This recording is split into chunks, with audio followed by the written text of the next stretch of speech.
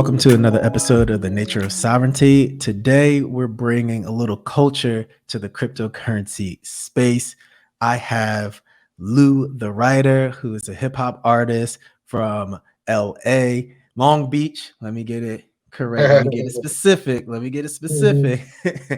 And he integrates his hip hop with the NFT space.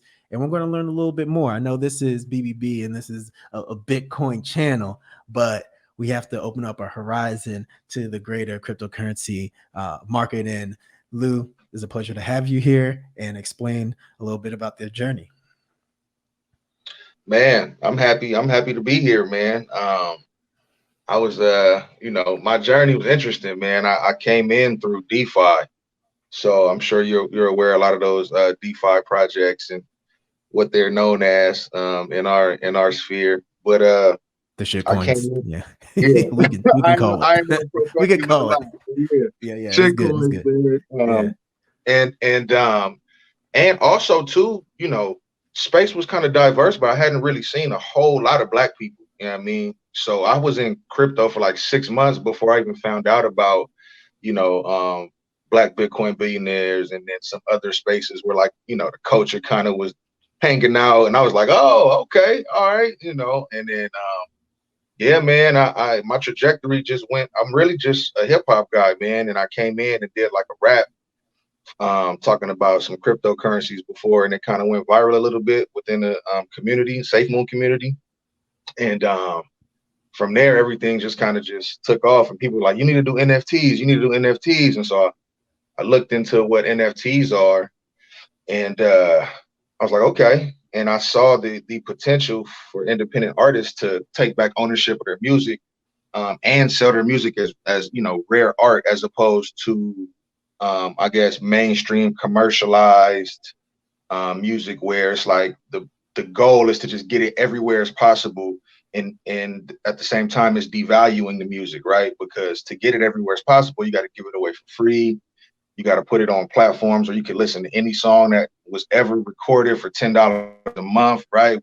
And so I looked at NFTs as a way for artists to bring value back to their music, almost like taking it back to the roots when you would sell, like, 45s and stuff like that. And how DJs, they go look in record shops looking for rare, rare music that a lot of people haven't heard. So we get a chance to do that now in the digital era with NFTs. So that's pretty much where I'm at now, man. Yeah, that's interesting. So for BBB, obviously we push Bitcoin first, and a little background for that is a lot of the people who engage in our clubhouses, it's the first time that they're investing ever, and they don't have the biggest disposable income. Let's say you might only have $500, $100, maybe $1,000, and we look at Bitcoin as that financial insurance policy. There will only ever be 21 million, right? And there's no central authority who's manipulating the monetary policy or can inflate the issuance of it. So it's only 21 million is a fixed supply, and nobody can touch that. It's the most secure network on earth. So when we look at altcoins, and our audience is like, hey, start with Bitcoin first. Start with Bitcoin first. That's the insurance. Now, if you want to go into the altcoin direction, just know what you're getting into. And we look at it as a more of a casino. Like you want to tell a person, hey, go to the casino, but they think it's a bank, right? He's like, man, I had $100 and I put $100 in the bank because it's not a bank. That's a casino. You got some chips, and you're like, wow, this is all gone. So that's the view. Once you have that foundation, we say proceed with caution. We're not saying everything is, you're going to lose your money, but a lot of the times, out of the thousands of coins, the tens of thousands of coins, 95 or 96% of them go down to zero. So know the project, know when to get in and when to get out. But that's why we have Bitcoin as the foundation. But for you, it's very interesting, and I would like to get into it more. It's the ownership portion of Mhm. NFTs, right? And Mhm. the ownership that artists have that they didn't have this option beforehand. So, could you talk a little bit more about it? Because that's very interesting. This is a new sort of avenue that artists have in terms of owning their own art. Right, right. Yeah, I'm gonna go. I wanna build with you on the other things you said too, and then I'll build up to that part, the question you just asked me. Cool. So Mhm.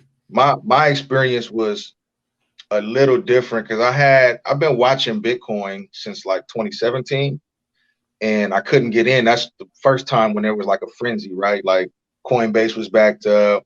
I don't even think hot wallets was a thing, right? Like MetaMask, Trust Wallet, none of that didn't even exist. I think that It just was came out early. this Yeah. yeah, yeah, Mhm. really early. So I wanted to get in, but couldn't get in. The exchanges were backed up. There were probably some other ways, but I wasn't in the know, right? So I just said, forget it. But I looked at over the years, it's extremely volatile, but the long-term trend was just up. And I'm not a technical analysis guy. I can't read candlesticks. Um, Yeah. you know what I mean? I'm not Yeah. It's a bit much. I'm not extremely well versed in investing. This crypto was actually my first, like how you said, it's a lot of people's first time investing. Crypto was my first experience with investing in assets of any kind. It just happened to be in DeFi. Um, Mhm. but me knowing what I know about Bitcoin, I automatically, once I got into a few DeFi projects and I felt like I was like spreading myself thin a little bit, I just instinctually just was like, you know what? I'm gonna throw a good chunk in Bitcoin as a hedge against any of these riskier plays. You know what I mean? I just did that on instinct, and that's definitely for me. Bitcoin is like the savings account, right? That's where you like Mhm. put it in there. You don't look. I don't even look at it. I just, what I mean. I look to see once everybody start getting scared. That's when I start trying to buy some more. You know what I mean? Exactly. Once everybody, That's the idea. Uh-huh. and When that's they and that's just when they're in fear, when the market's in fear, that's when you buy. That's when you actually buy. Yep. it. Like right now, you know what I mean? Mhm. Right now we down. It's probably gonna hit the 30s a little bit. I'm not an expert, but I just go off my gut feeling, and it probably dip into the 30s a little bit. And I'll Mm. probably try to scoop some up at the bottom. You know what I mean? But Oh, I'm scooping. um, Yeah, if it hit the yeah, 30, I'm pressing buy, man. yeah. Yeah, so but yeah, to get caught up to your question you asked, yeah, for me, I have this idea in my head of just like, so my first NFT, right? I had a few buddies like I was getting advice. I didn't know what I was doing. So this is all just me learning as I go. And even up to now, right now, I'm only about to drop my third one this Friday. This is all still very new, especially with music. Not many people are doing it this way because I'm doing my music only on the blockchain. So my music isn't going to be on Mm. Spotify. It's not going to be on iTunes. I may use YouTube for music videos until some type of Web3 equivalent pops up for music Mm. videos. Then I'll go that route. You know what I mean? But my main primary method of distribution is the blockchain. And that's because I want to keep it rare, right? I want Mm. to say, hey, if I can, if I sell my NFTs for $100, right? I'm from Long Beach. I'm LA West Coast. I don't know if you remember when Nipsey Hussle sold his Crenshaw mixtape for $100. The whole industry Yeah, I went crazy. remember that time. Uh-huh. Yep. Everybody went crazy, right? Mhm. Here I am, virtually unknown, and because the market dictates the price, you got people selling pictures of random animals and rocks and squiggly Mhm. lines for three and Toads four. and apes. Yeah, Mhm. for 300 and 400 bucks. I'm like, yo, music is actual. I mean, not to, art is subjective, but I mean, music comes from the human soul. It's, people put their heart and soul into this stuff. It takes actual effort. You can't just do this, real quick. And you got to go to the studio, or if you got a home set up, you got to put effort and learn how to use this stuff. This is, real time being put into music. So I'm like, yo, music is definitely just as, if not more valuable than what the market is, what's selling on the market. Mhm. And so my first NFT, pretty much, I sold, how many? It was like we started the floor at like $10, and even that, iTunes is $1. So if you're selling one Mhm. song for $10, we in a whole different ball game, right? And so, I was lucky enough to have a collector who was sweeping the floor. So I was like, oh, well, let me see, you know, if people are buying for this price, they're buying for this price, and the price went up to like over $100 per song. So Per I ended song. up Okay. making, Wow. I was yeah, going to for ask the question whether you put an entire project, like an album, on one NFT, or is it just one song? And I know with NFTs, you can have like a limited supply, is like only 100 yeah, of this item is going to ever be, sold. So did yeah. you kind of do it like that, or how did it work? Yeah, even now, I'm still trying to find that happy medium, right? Because you have to base it on the demand for the actual music. And so that first one, I think we might have sold 300 and something copies. And what happened with that, you know, my aha moment, my eureka moment was, yo, I just made more money in 1 week selling NFTs than I made in the last 10 years on DistroKid, just, you know, Mhm. distributing my music across Spotify and all these other platforms. You know, those you got to get 1 million plays to get paid out $3,500 Yeah. on They these they're literally platforms. giving out like fractions of pennies to people. Bro, it's Like you're ridiculous. getting, It's yeah. it's, it's ridiculous. And Mhm. then you combine that with the labels and the manipulation and the greed on the profit sharing there with the publishing, and artists really, they only got tours and merch and features, but then the labels, they coming for that too. You know what I mean? So it's Mhm. just like, yo, I saw this as like the salvation for independent artists, especially for me, because I experienced what it was like, right? So I knew it was possible. Um, and so that's what I really want to hit home, and that's the mission, and that's the hill I'm willing to die on, so to speak, is, yo, music is valuable, and I'm trying to bring value back to music in a world where you can stream, like I said, any song that ever existed for $10. And how we do that is through proof of ownership on the blockchain. So like you said, small supply. So if I do a song and there's only 100 of these that ever exist, that's valuable. You know what I mean? Especially as my stock goes up as an artist, you know, these, I'm gonna have to increase my supplies. These very early songs are gonna become way more valuable down the line. That's the idea. Now, this is all based on consensus. If the fans don't agree, then you know what I mean. I got to go back to the drawing board, you know. But I at least got to give myself a shot and brand myself for what I think I'm worth and what I bring to the table. It's been a long time of me doing music and putting time into my craft. So, you know, I would rather have 1,000 fans globally, only 1,000 fans who believe in the mission, than have to pander to millions and millions of people, begging them to hear what it is I'm doing and not Mhm. valuing the music and the time I put into it, you know? Right. And only getting a fraction of that revenue back, because if you're doing deals with major labels, they're taking, if it's a 360 deal or something like that, they're taking the majority of the cut. And then also the platforms, the Spotify's, the Apple Music. So with you as an independent artist, you can put your entire projects on the blockchain and you receive that revenue outright. Like, I mean, I'm sure like the OpenSea, they take like a tiny percentage, but you're taking the majority of that. And then also, if a buyer, let's say they listen to your album, they really like it, but they're like, okay, somebody else wants this, they can resell that right to somebody else, and you still get. Is it like a 5% cut, or how does that work? The commission for that. Whatever you set, you know, I think it goes from Okay. 5 all the way up to 50. But obviously you Okay. want your collectors to get the lion's share of that profit. So I would keep like 10%. But it's funny, on Mhm. my first one, I didn't even know what I was doing, so I didn't even set a royalty. So Uh, anybody who sells on the secondary market, so what I that did, person I just lucked out. Yeah, yeah. that yeah, one person lucked out so for what I that one. did was I just kept a portion of the supply to myself. I said, you know what, I'm gonna just keep like 20 or 30 of these since I don't have a royalty. Because I mean, I'm really, when I think of NFTs, bro, I look way down the line, right? So the analogy I always use is like, yo, imagine having a Tupac or Big or Easy E NFT from the 90s. What would that be worth today, right? Mhm. That's how. Now Astronomical. obviously the artist would have to reach that level, you know what I mean? Sure. But I look far down the line, so I'm looking at these 30 or 40 NFTs of my own that I hold. Like, I'm gonna pass these down to my family, because as you already know, any type of artist with any type of success, once they die, their catalog shoots through the roof. You know what I mean? Mhm. And so I want to be able to have generation. All this is about generational wealth for me. having something to pass down. No different than crypto. You know, NFTs is just the art aspect attached to it. Yeah, take me a little bit into the NFT world.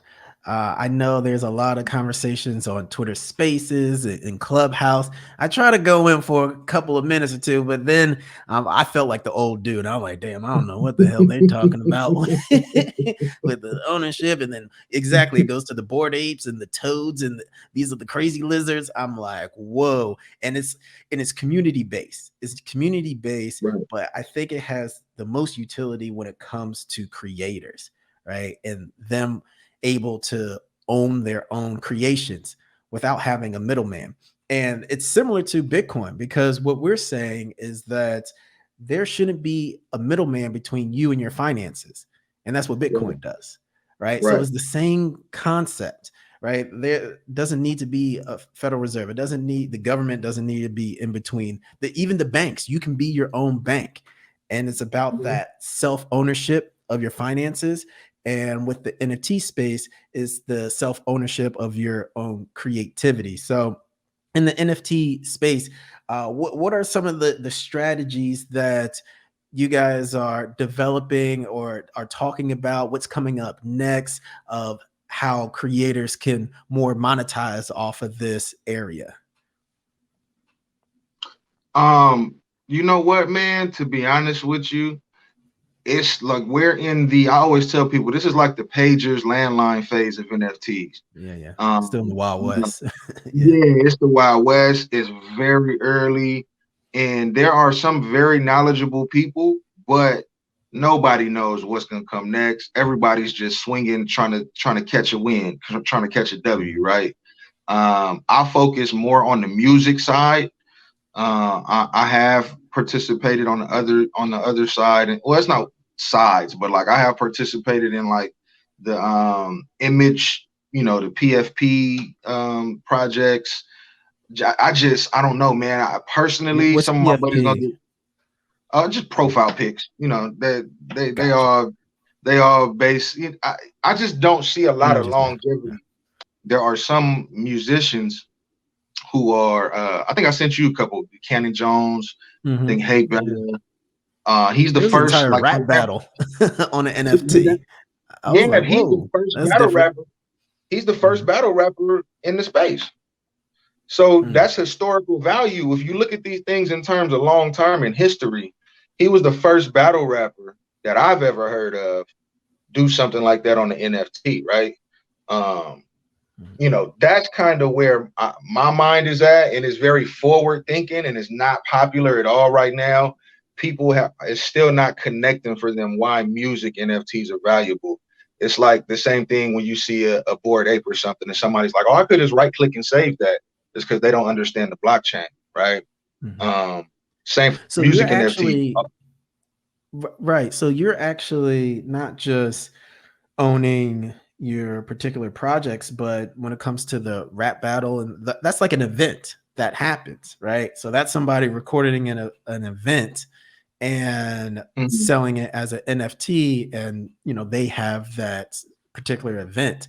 So I'm thinking, has there been any conversations of maybe putting concerts on an NFT? Let's say, I'm just going to say, throw out Future, whatever. So if Future comes out with a concert, a world tour, Mhm. and he does it now, people can buy the NFT of that visual. Maybe there's a camera in like front row or something like that, where you're Mhm. like front of the concert, like, whoa, like just think about like a old Michael Jackson tour from 1994 or something like that, him in Japan. If you had an NFT of that full concert, people will be like, wow, that is historical.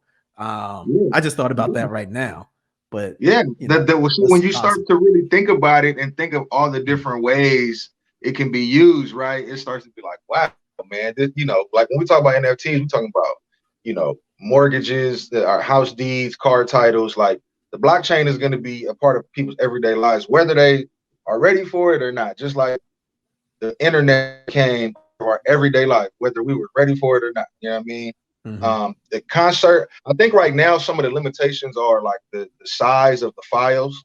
that you can put Got on it. an NFT. Okay. Right. Is there like So a fix? So it's a upper limit of how many, I guess, gigabytes or something that it could be, or how yeah, does that work? some people have figured out how to do music videos, which are pretty large files. That's about the largest type of file I've seen as an NFT. A whole concert, there would need to be there would some innovation would have to take place, Right. um, Okay. in order for that to happen. But they have these like and even some of this stuff I'm still not all the way versed. Like POAPs, that's a proof of attendance protocol. There's a lot of talk about those type things, where you can do like tickets, like concert tickets through NFTs, and token gating a lot of different things for brands and for artists on Web3 and just these dApps. You know what I mean? Like there's a lot of that going Token on. gating. Yeah, so Token token gating. gate would be like um, if I have a website and you would have to connect your wallet to my dApp, and if you were a holder of one of my NFTs, you would get like a free merch drop. You know what I Oh, mean? So I would have okay. token gated merch drops. It's like proof of ownership, right? And not even Mhm. just for artists, but also for fans. Mhm. Um, It's almost like an just admission really, ticket. It gives you yeah, access yeah, to more stuff. yeah. Mm.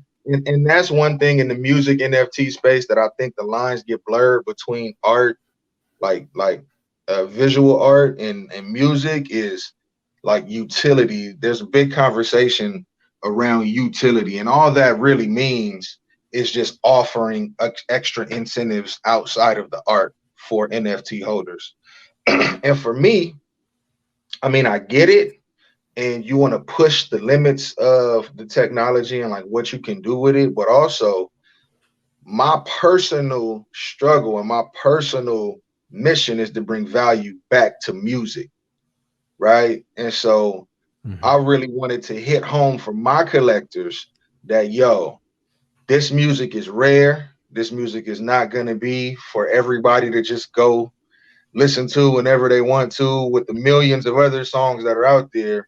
This is something that I have access to, right? And not only do I have access to it, I own it as a digital asset on the blockchain. Um, and that's what I want to hit home for my collectors. And that's pretty much a whole industry that I'm really trying to create, because there ain't really I haven't I ran into musicians that do NFTs. I haven't ran into anybody that was willing to make the sacrifice and say, I'm only gonna do NFTs to grow this sector of the music industry. You know what I mean? Yeah, no, that's big. Like when I heard about that, I was like, okay, that's truly unique. Because I've heard that a couple of artists, put a song or two, but to be exclusively on the blockchain, Mhm. yeah, you're pioneering in that. So how has your fan base grown since transitioning to the blockchain? Is it just a different crew, a different audience? How has that transition played out for you? Yeah, man. Yeah, definitely. So many things I did differently. So that for me, because I came in through DeFi like communities, like Mhm. the Safe Moons and the Doges and all those, right? Safe That's Moon. It where wasn't that safe. Safe Moon wasn't that safe. I'll tell you that right now. hey man, I'm holding. We gonna see. Time will tell, man. I'm a hodler, man. I like to hold on. You know what I mean? God Time bless. will Yep. tell. Uh-huh. Uh-huh. But Yeah. but that's where my following was at, right? So I was probably getting like about 1,000 followers a month organically from just going in Twitter Spaces, Oh wow. sharing my Yeah, that's good. ideas, like even rapping sometimes if I felt like it, like just having Mhm. fun, right? But a lot of that following, they don't even really know about NFTs. Mhm. So it's really interesting. I have this like I'm kind of a lot of people's first introduction into NFTs, especially with music, in the way that I'm doing it. So yeah, I have my old support base from, I've been doing music for a very long time, man. I'm an old guy, man. I got my old supporters I from saw the you on last. YouTube. Yeah, you got mad videos up. So yeah, and it's good stuff. Yeah, So yeah. yeah, and Mhm. that's really just newer stuff. I've been doing music, man, for 15 years. You know what I mean? Mhm. You know, Yeah, I had some done some sync licensing and got music on, commercials and TV shows, but all that stuff, bro. The artist is always the last to get paid, and it's never enough to survive off of, right? But yeah, the fan base thing and the support base is really interesting, man. I'm getting more into the NFT spaces now to, because even when people who are in the NFTs, the people just don't think about music. So when you get in there and then you spit, and some of my lyrics are crypto centric, not in like a corny way, but more in an educational way, which is also going back to the roots of hip hop, right? You Mhm. know, there's this whole wave of like financial literacy in hip hop, and I'm loving it. It really, cats like Jay and Nipsey Hussle really brought that. I feel like really made that a focal point in their music.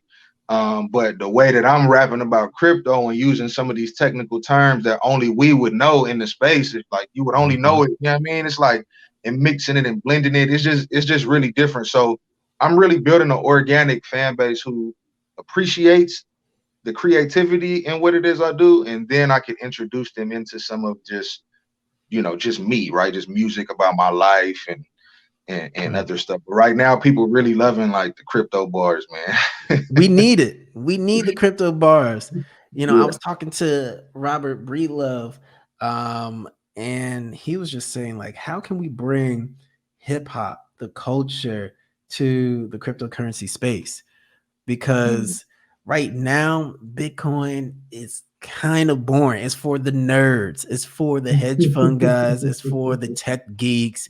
There's Yeah. a certain image you have in mind. There's like some guy in his basement, typing in his laptop, and he's got like 8 screens all around him. Like Yeah. that's what Yeah. people on the outside see, but they don't know that it's people like us who's in the scene, who Right. understand cryptocurrency, who understand NFTs, who understand DeFi, but they still got the culture with them. They still got the flavor. They still got the sauce. So you gotta incorporate that. Mhm. You gotta bring that over to this space. And I think that's why your cryptocurrency songs kind of really exploded. And actually, could you drop like a couple of the titles so people will know and they can go search Oh yeah. your Yeah. cryptocurrency songs? So well, what's funny? Like I said, man, it's so early, so I'm really only two NFTs deep. The Mhm. first one was called Gockstein, and I did that. That was like a marketing tool I used because I don't know if you know who David Gockstein is. He's like a big Mhm. crypto influencer who, me and him had he's from the East Coast. Me and him used to be in Twitter spaces, kind of taking shots at each other, joking like East Mhm. Coast West, fake East Coast West Coast beefing just for Beef. fun. Yeah, yeah, yeah. And so I called the song Goxting, but the song was really just a fly, trapped out, crypto centric song, but it's delivered in a way that's relatable and it can resonate with just everyday people. It's not like corny, it's not Yeah. gimmicky. It's like it's real hip hop. You know what I mean? It's real technical bars. And so people who understand it when they listen, they like, oh, like people who even know this stuff, they like, bro, I hear something new every time I listen to that song Mhm. because there's layers to the bars. You know what I'm saying? Mhm. Um, Mhm. but yeah, Gockstein was the first one. I did one called Bone Troop. I got this joint called Cthulhu dropping this Friday. Um, we're gonna do a big mint party for that one where And is this all on the open sea? Is that's where yeah, you're dropping it? so you can see Gockstein and Bone Troop on OpenSea. This Cthulhu one is the first one I'm doing where I'm not minting on OpenSea. One of Mhm. my buddies actually helped me out, and there we have a site where people can go mint. It's on Polygon. You can actually just use straight up Matic because on OpenSea you have to use poly wrapped ETH, and so it's really Mm. it's them gas fees and be tearing that ass up, right? So Matic, Seriously. $200 right? gas fees and stuff. I'm like, For a man, $100 thing, it's crazy. like, I just spent, you know what I mean? So this Mm. one, people will be able to just have some Matic in their wallet, right? And go mint. And that's like a matter of cents. That's like less than $1 to mint. And then Mhm. they can see it on OpenSea and be able to sell it on the secondary market. That's good, man. Yeah, as I said before, you're a pioneer in this space with going exclusively on the blockchain with your music.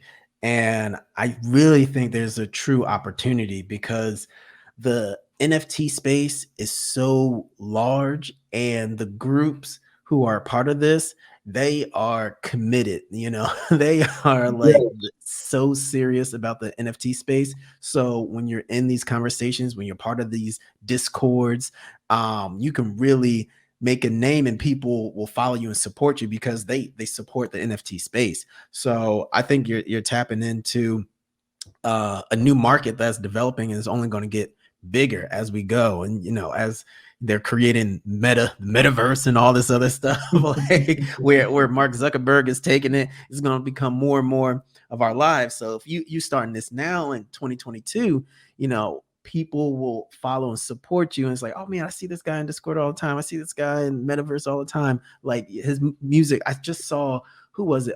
Zuby. Zuby, he's the British dude. Zuby. He does rap too, but he really talks about like sovereignty and being an Okay. individual and all this stuff. He was actually on the Joe Rogan podcast too, but he did a concert. They made a digital version of him, and he went into, I guess, like the VR realm, the metaverse, and did like a full concert of his digital Mhm. self. So and I saw Justin Bieber do that as well. So that's going to become more and more of a thing. So if you're establishing yourself already in this community, that's only going to build the support. So I'm excited to see what you do next. And for those who actually want to catch more of your work, who can catch you on Twitter or any social media, where can they find you? Yeah, that's really the best. That's where all the moving and shaking is happening at in on the industry side of crypto, on Twitter, man. So it's just at Luda Writer. The is THA. Kind of a throwback and a shout out to the veterans, Dog Pound, Snoop. They always spell the Mhm. THA. So it's a Luda Bringing Writer. it back. Hell yeah. Yeah, yeah, yeah. And that's it, man. At Luda Writer, tap in, shoot me a DM, shoot me a follow, and I definitely will be in spaces, and you catch me in the BBB spaces. I need to hit Clubhouse more too, man. I know that's where the big group is. Yeah, yeah, that's our bread and butter. That's our bread and butter, the Clubhouse. Yeah. And then also, if they want to catch your music, where can they get that from? You go to OpenSea, if you search Luda Writer, just all one word. That's pretty much the best place to get the stuff right now. It's all on the blockchain, right? So can't get it on Spotify, can't get it on iTunes, man. You gotta go grab one of them NFTs. And I have a website and stuff coming up soon. It's really early, bro. It's really early. Stuff is moving really fast. So for now, that's the best place to hear the music. Perfect. Well, man, as a Bitcoiner, I must say this was a good conversation. You opened me up a little bit because when we talked about not having that middleman between you and your art, I see it exactly the same. Not having the middleman between you and your finances. So it's the same ideas, the Exactly. same philosophy. So I 100% support you in this, and I look forward to the new music. Thank you, bro. Thank you, man. It's all on the blockchain, man. This our salvation. It's our sovereignty, man. So, yeah, I mean. Appreciate it. Thank you.